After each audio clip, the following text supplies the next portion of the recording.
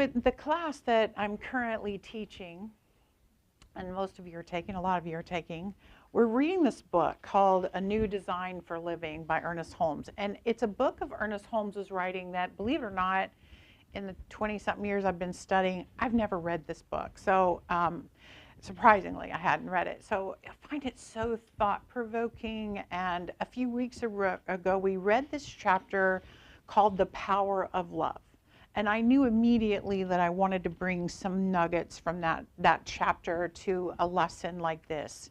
Because every year around Valentine's Day, I teach a lesson on love, because it is one of the most powerful concepts in our teaching and one of the most widely used and misunderstood words in our vocabulary. You know, we use this one word to describe how we feel about so many things of varying importance, don't we? You know, we say we love our children, we say that we love nature, we say we love shrimp cocktail, you know, we say we love lots of things, but yet each of these objects of our affection kind of blur the definition of the word more and more. And then we say a very, very big, important statement. We say God is love, and love is God. Now that gets my attention. Right? That's like, okay, I need to really understand this better. So in our book, Holmes quotes, on this basis, the one word which more nearly indicates what love really is interdependence. I want to take a look at the concept of interdependence. And not surprisingly, I want to look at it from a few of those aspects of existence. So if interdependence is a universal truth, then it's going to show up universally in every place we look. And let's see if that's true. And if we want to claim higher ground around this thing called love, what does interdependence have to do with it?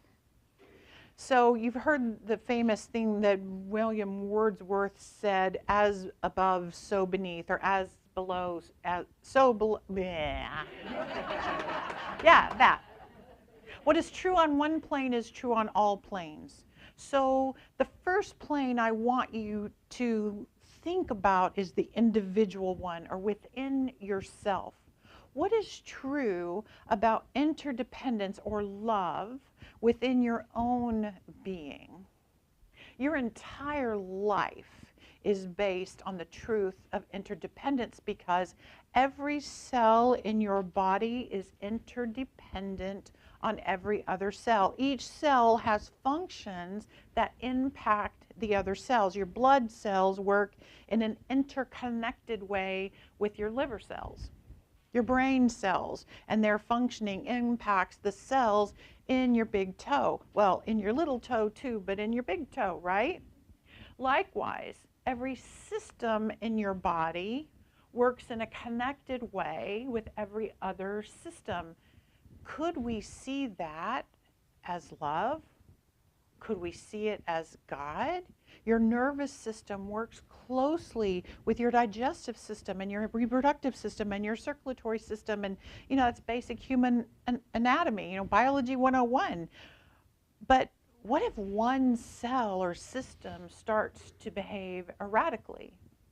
It's going to have an impact on a variety of cells, wider and wider and wider. And the health of one cell or system has a positive impact or a healing effect on the entire body when it is healed. So if we look at things from an even slightly wider perspective in the as below, so above thing, we can see the interconnectedness of the mind, body, spirit of our individual experience. We know that if we're practicing self-care or self-love of the physical body, we tend to think more clearly. We feel more positive energy all around us. And if we fill our minds with positive thoughts, our bodies respond positively and our spirit feels more content. You know, science has shown, and I've seen it personally, that people who meditate or stay in spiritual practice not only reap the benefits spiritually, but also mentally and physically. And we know that when the physical body is injured or diseased, we're at risk for experiencing depression, aren't we? Which is both impactful to the mind and the spirit, in addition to the body. Interdependence shows up on this plane as well. So if your intention is to claim higher ground through spirituality, as is our theme, growing your understanding of the mind-body-spirit connection, interdependence, and the power of self-love would be a good place to start. But now let's back up to another plane or perspective where we can consider the interdependence between people. Let's look at the family. So as most of you know, I volunteer every week at an organization called Dogs Inc. And I fully support the mission because of the difference these dogs make for families. So not long ago, I became aware of this family. And they had a young girl named Corinne, actually, who experiences seizures almost every day. And when she has these seizure episodes, sometimes she stops breathing altogether. And she would lose consciousness during these seizure episodes. And her parents were so worried about her that the mother moved out of their bedroom and into Corinne's bedroom to sleep on the floor so that if she had a seizure, she could be there for her. So Corinne could never be alone. So a family member or a school employee always had to be with her. And her younger sister, Carly, was kind of assigned to be with Corinne, especially when they were playing outside. When they played hide and seek, someone had to hide with Corinne. That would be Carly. Or if she was it, then someone had to be it with her because she could never be alone. And as a result, Carly felt this huge responsibility, and she reported saying that she was always thinking about Corinne. And so Carly was falling into depression, as was Corinne, because her life was just so disrupted by these seizures. And as I heard Corinne's story, I was aware of the interdependence of this little family. The challenge and the stress of one family member was that she was facing was being felt and experienced by all of them. The good news is that she got a dog, a seizure dog, not from Dogs Inc., actually from a different organization, but a solution was introduced into this family. The dog's name is Rory. When Rory came into the family, everyone in the family experienced a positive kind of uptick in life satisfaction. As goes one person, so the whole family goes. And Corinne's story is not unique. I'm sure you can think of your own family and you'll be able to identify something that was going on with one person in the family that impacted everyone else. Matter of fact, it might be difficult to identify something that only one person was impacted by because we are interdependent in that situation. You introduce a stressor or a blessing into a family and the impact spreads across everyone. And introduce a tremendous source of love, like a Rory, then the whole family shifts in a positive direction. Love changes everything. Just as we talked about on the individual level, we can intentionally infuse a family with healing or dysfunction by impacting one member of the family. Everyone else has that ripple effect to touch them as well. But let's go wider.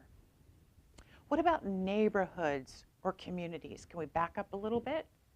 You know, we can pretend that what happens in our homes does not impact anyone else around us, but we would definitely just be pretending.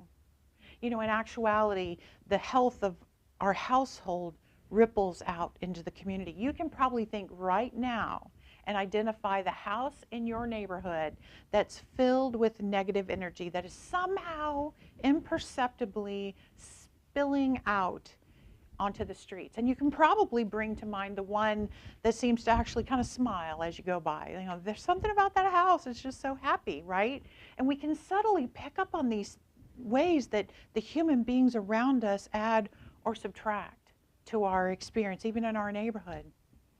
And as you probably know, We had an interesting example of this in our own neighborhood this week. For those of you who've kind of been following a little bit on Facebook, a very difficult event unfolded in a house 3 doors down from me, where there was a murder-suicide situation, where 6 members of one family were killed by an individual who used to be involved with the daughter of one of the members of the family. And as you can imagine, our whole neighborhood has been full of first responders and press and what they're calling looky-loos, people that just want to drive by and see the house that happened in.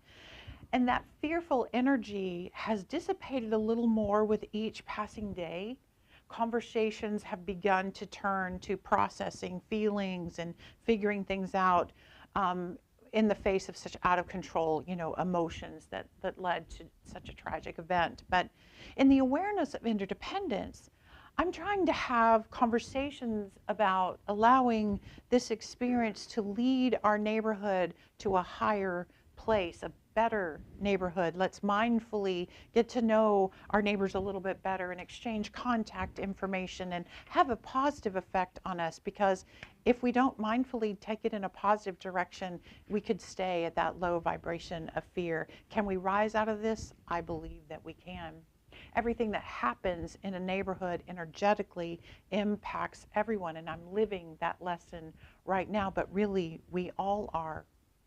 We know that even the laws that are passed at the community or the city level have an impact on all of us, don't they? Even the traffic patterns or the ways that we drive our cars and interact with other drivers adds or subtracts from our quality of life.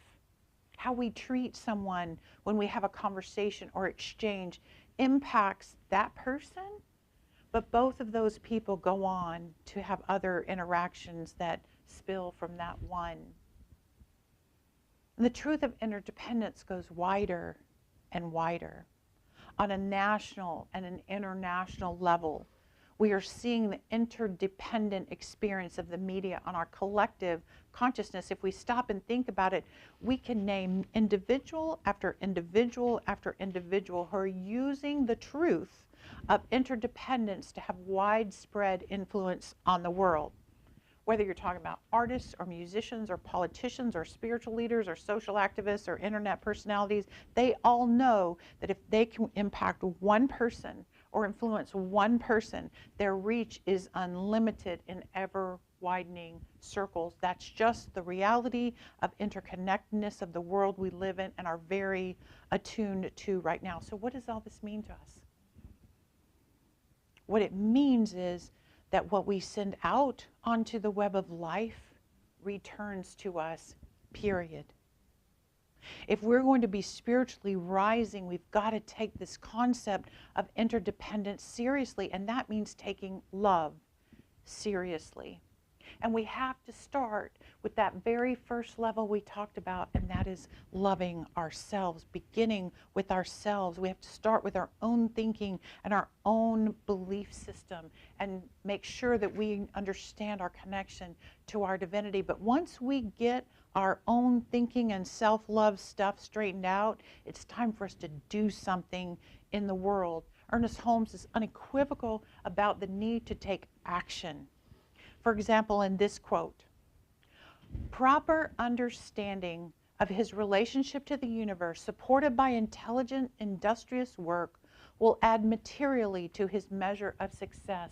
Work without vision is drudgery, but vision without work is self-deception. The well-balanced person can walk with their head in the clouds and still keep their feet solidly planted on the ground. Faith and work are ineffective when separated. What he's saying is that when we get a proper understanding of who we are as spiritual beings, we can intelligently and intentionally get industrious about acting as if we know who we are and the power that we have. We can live with the perspective that we are a unique expression of God and do wonderful things to have a positive impact on the world around us. So, our invitation is to take everything we learn and assimilate it into our consciousness, meaning we live and make choices that have a powerfully positive impact on every level of our lives. On the individual level, let's start back there. Our work is to heal our thoughts and spend more moments in the knowing of truth and love.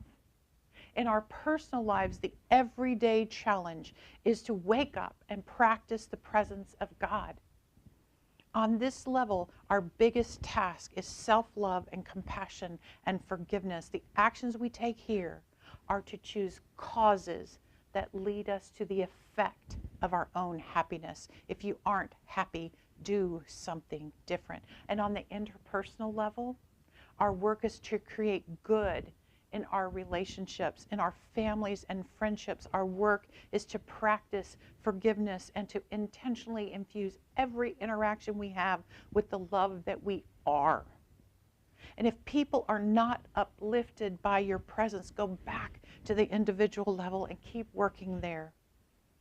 And on the community level, our spiritual activism is about making sure that our home is the one that radiates joy and positivity.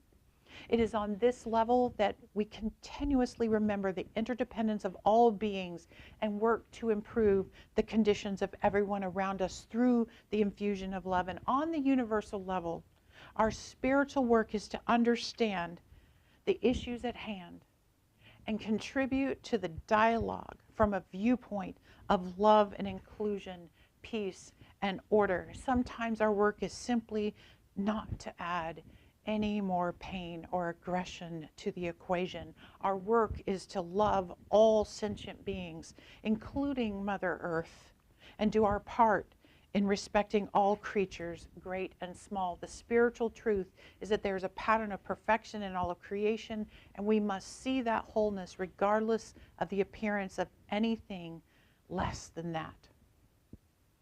You know, when I first approached the grand staircase of spiritual awareness that I talked about last week, it was because of a single book I read, because Oprah had the author on her show, Marianne Williamson, and the book was A Return to Love. And this is the quote that is so important to me today. We are not held back by the love we didn't receive in the past, but by the love we're not extending in the present.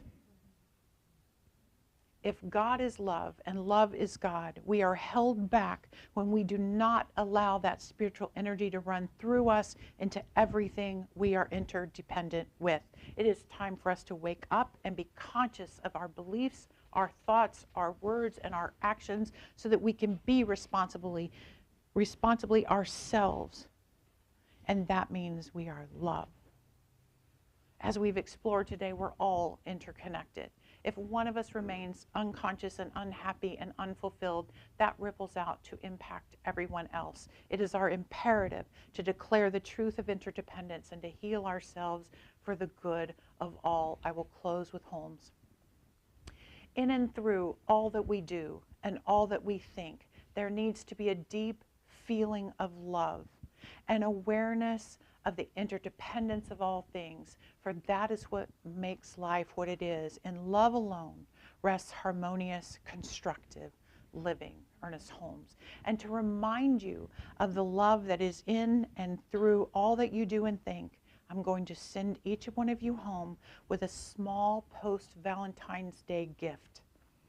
Rose quartz is recognized as the stone of pure, unconditional love. And I want to talk about these little pink hearts that I'm going to give each one of you. I want you to accept them as a symbol of the energy of unconditional love that I extend to you. Unconditional love meaning you don't have to earn it. You just show up and it is yours faithfully. That is my commitment. Let it remind you that how you receive it is up to you. May you grow to receive it with open arms and a joyful heart as your protective filters get less powerful, less cynical, less uncertain. Let it also remind you that what you do next reveals your acceptance of love as interdependence. My invitation to you is to see this community as a representation of the web of life. Send the love energy you receive freely from me, from spirit, and from each other. But send it back out onto the web. Give it generously, and it continues to grow and deep, and interdependently we will run this love energy together. It is powerful. So shower the people you love with love, and let this little rose heart remind you